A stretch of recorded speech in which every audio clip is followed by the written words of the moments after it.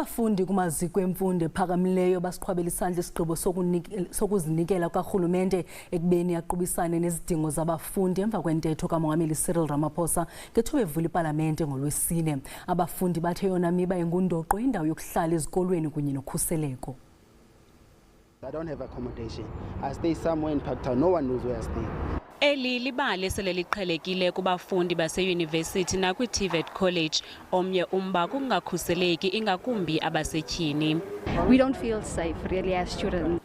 Abanye bakhala ngamatyala ezifundo zabo kwanokunqongophala kwendawo zokuhlala. Abanye abafundi bathi bebeyibukela intetho kaMongameli phantsi kweemeko ezimaxongo. We stay in shacks, cannot even stay alone in that shack. Izimvo zabo ke ziyabetha-bethana mayelana nentetho kaMongameli. Honestly speaking, I was not.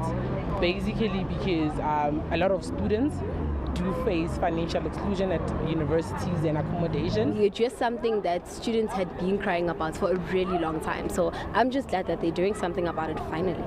It is quite impressive that the president wants to sort of have 9 other universities, FET universities and all of that, but it should be implemented because at this point it's all talk. Umbutho omele abafundi kwi-TVET College bathi uMongameli unyathele kanye kwiminqweno yabo. Part of our demands when we were protesting beginning of the year, we said we need enrollment quotas to be increased because a number of students passed the matric at 1%.